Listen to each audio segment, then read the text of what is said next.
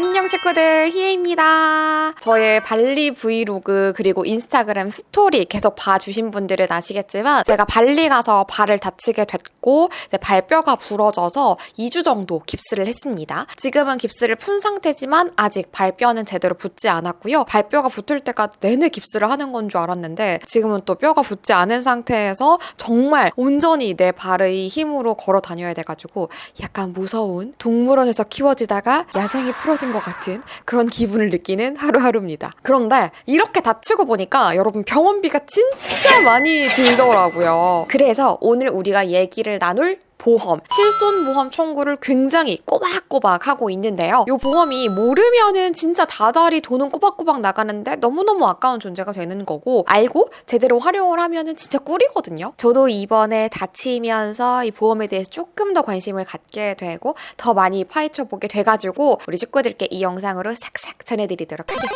일단 실손보험이 뭐냐를 얘기하기 전에 보험의 종류를 좀 나눠봐야 됩니다. 보장형 보험은 크게 세 가지로 나눌 수 있어요. 첫째, 생명보험. 둘째, 손해보험. 셋째, 제3보험. 생명보험은 대표적으로 종신보험, 연금보험 같은 것들이 있고요. 생명이라는 단어가 이미 들어가 있잖아요. 그래서 사망을 했다거나 혹은 노후를 맞아서 연금을 받을 시기가 됐다. 요럴 때에 요 생명보험의 혜택을 받게 됩니다. 손해보험도 손해라는 단어가 들어갔죠. 내가 상해를 입었다, 즉 다쳤다, 혹은 질병에 걸렸다 이럴 때 손해보험의 혜택들을 받을 수가 있게 되는 거고요. 여행자 보험, 자동차 보험이 대표적입니다. 제3보험이 제일 생소하실 것 같은데요. 생명보험이랑 손해보험의 사이에 공통점을 가진 게 제3보험이라고 생각을 하시면 되는데요. 오늘 얘기할 실손보험, 암보험, 간병보험 이것들이 전부 다 제3보험에 해당이 됩니다. 보통 실비보험이라고도 되게 많이 부르죠. 실제로 내가 쓴 비용에 대해서 보상을 받는다라고 해서 실비보험이라고 이렇게 축약을 해서 부르는 건데요. 정식 명칭은 실손보험인 거고요. 이 실손보험은 우리가 언제 이 보험을 가입했는가에 따라서 1세대, 2세대, 3세대, 4세대 세대가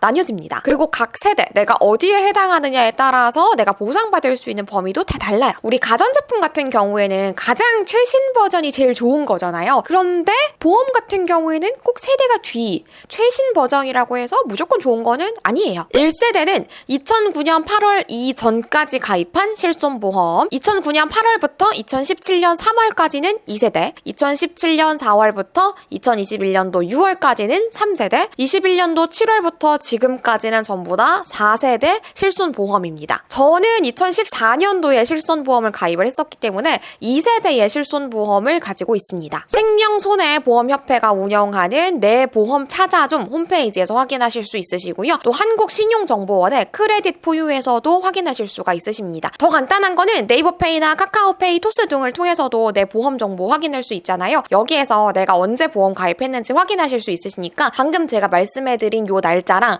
내가 그 핀테크 어플 등에서 확인한 날짜 대조하셔가지고 나는 2세대구나, 나는 4세대구나 확인을 하시면 되겠습니다. 지금부터는 제가 각 세대별로 보장 내용들이 어떻게 다른지를 정리를 해드릴 건데요. 한마디로 먼저 좀 정리를 하자면 세대가 뒤로 가면 갈수록 보험료, 그러니까 우리가 다달이 내야 되는 돈의 액수 자체는 적어졌고요. 본인 부담금, 즉 치료비에서 내가 부담을 해야 되는 비율은 점점점 커졌습니다.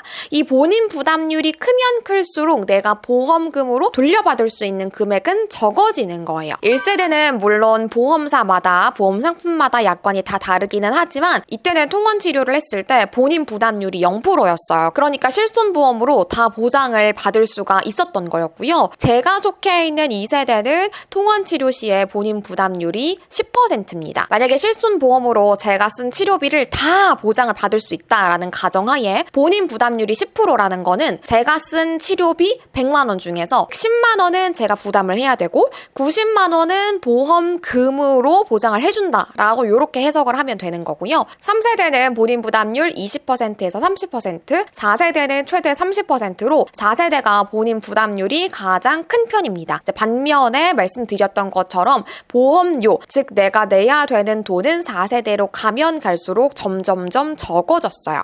희애님 그러면은 보험료, 즉 우리가 다달이 내야 되는 돈이 적어지는 게 제일 좋은 거 아니에요? 라고 생각하시는 분들 꼭 그렇지는 않습니다. 보장 내용들이 점점 점점 적어졌거든요. 가령 정형외과에서 정말 많이 받는 도수치료 2세대까지는 거의 다 보장이 됐습니다. 그런데 3세대, 4세대 내 도수치료를 보장하지 않는 실손보험들이 많아졌어요. 특히 도수치료 같은 것들은 급여 항목, 즉 우리가 건강보험의 혜택을 받을 수 없는 항목이기 때문에 금액대가 좀 높은 편이잖아요. 그래서 이런 비급여 항목, 도수치료 같은 것들이 실손보험의 혜택을 받을 수가 없다면 이거는 병원 많이 가시는 분들에게는 꽤 부담이 될 수 있어요. 그래서 나는 병원도 굉장히 많이 가, 그리고 병원에 가서 비급여 치료를 받을 일이 많아 하시는 분들은 2세대까지 갖고 계시는 보험을 해지하지 않고 쭉 갖고 계시는 게 좋고요. 반면에 나 굉장히 건강한 편이야, 나는 비급여 치료를 받을 일도 거의 없고 병원 자체를 거의 안 가 하시는 분들은 만약에 1세대, 2세대의 보험을 갖고 계시다면 요거 해지하시고 4세대로 갈아타시는 게 더 유리할 수 있습니다. 병원도 많이 가지 않는데 실손보험료 어마어마하게 많이 낼 필요가 없는 거잖아요. 단 주의할 건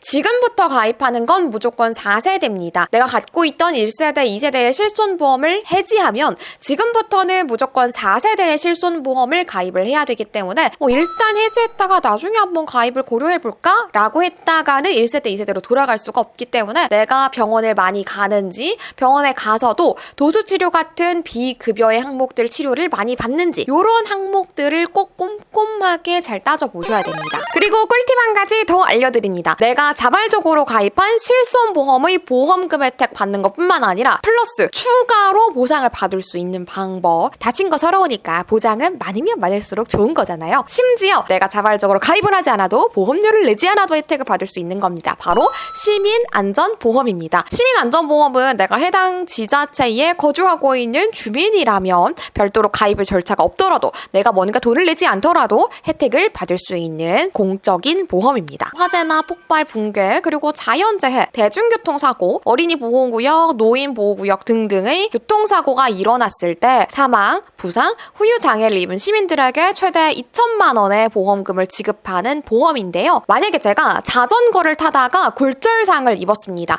그러면은 제가 원래 가입을 했던 실손보험으로 골절에 대해서 보상받고요. 서울시에서 가입한 시민안전보험으로 보상받고, 그리고 제가 살고 있는 구에서 가입해둔 안전보험으로 또 보상받고, 이렇게 3중으로 보상받을 수가 있습니다. 물론 모든 상해에 대해서 다 보상을 하는 거는 아닌데요. 그래도 내가 되는지 안 되는지 그때그때 살펴보고 만약에 해당이 된다, 그럼 당연히 신청을 해야죠. 망설일 필요가 없어요. 공짜니까. 내가 거주 중인 지자체에서 요 시민안전보험, 무료보험 운영을 하고 있는지 가입을 해두었는지 확인하고 싶으시다면 가장 쉬운 거는 카카오페이랑 네이버 확인하는 거예요. 카카오페이 내에서 동네 무료보험 확인을 하셔도 되고요. 네이버에다가 내가 살고 있는 지역 이름 플러스 시민안전보험 이렇게 검색을 하시면 돼요. 저는 서울시 살고 있어서 서울시 시민안전보험 이렇게 검색을 해봤거든요. 서울시에 대한 내용도 나오고 각 자치구에 대한 내용도 쫙 다 나오더라고요. 마지막으로 꿀팁 하나 더, 병원비 아끼는 방법까지도 알려드릴게요. 급여 치료 항목들은 병원마다 거의 비슷합니다. 그런데 비급여 항목 치료에 대한 내역은 병원마다 진짜 천차만별이에요. 가령 도수치료 같은 경우에도 정말 한 몇만 원 정도면 끝나는 병원들도 있지만 몇십만 원 훌쩍 넘기는 병원들도 진짜 수두룩해요. 그렇다고 해서 몇십만 원 하는 병원이 그만큼 더 좋은 거는 아닐 것 같거든요. 이런 부분은 가격 비교를 좀 하고 병원 이용하셨으면 좋겠는데요. 건강보험 심사평가원 홈페이지에서 확인하실 수가 있어요. 홈페이지 들어가셔서 비급여 진료비 정보 누르시고요. 여기서 내가 사는 지역 그리고 내가 원하는 진료 솔팅하셔가지고 검색을 하시면 병원별로 금액대가 쫙 다 나옵니다. 지난주까지 2주 조금 넘게 깁스를 했습니다. 그런데 제가 느낀 게 진짜 많았어요. 저는 택시도 물론 이용을 했지만 대중교통도 되게 많이 탔거든요. 깁스를 이용하는 그 기간 동안에 단 한 번도 자리를 양보를 받은 적이 없었습니다. 물론 이 사회에서 양보가 의무인 거는 아니지만 약자에 대한 배려가 진짜 내가 생각한 것 그 이상으로 없구나라는 걸 다시 한번 느끼게 됐어요. 버젓이 깁스를 하고 있고 이렇게 뭔가 타는 것조차도 쩔쩔매는 그런 모습들을 다들 봤지만 심지어 눈까지 마주쳤고 나의 깁스를 바라보는 그 시각이 느껴졌지만 어느 누구 하나 자리를 양보하는 사람이 없었어요. 심지어 노약자석에 앉을 때에도 약자를 위한 겸하는 자리잖아요. 근데 그런 자리에 앉을 때조차 눈총을 좀 받아야만 했습니다. 느껴지는 바가 정말 많더라고요. 그래서 저도 이제 아직은 뼈가 붓고 있는 과정이어서 이제 좀 시간을 보내고 있는데, 온전히 발이 낫게 되면은 진짜 많이 좀 양보를 해야겠다라는 생각이 정말 뼈저리게 들더라고요. 우리 식구들은 이 사회의 약자들을 위해서 내가 선뜻 자리를 좀 양보할 수 있고 따뜻한 말 한마디라도 건넬 수 있는 우리들이 좀 되었으면 하는 마음에 약간의 TMI까지 늘어놔 보았습니다. 여러분 진짜 건강 조심하세요. 제가 다쳐보니까 건강이 왜 그렇게 최고라고 했는지 다시 한번 알겠더이다. 우리 다음 영상에서 만나요. 구독과 좋아요 잊지 마세요. 안녕!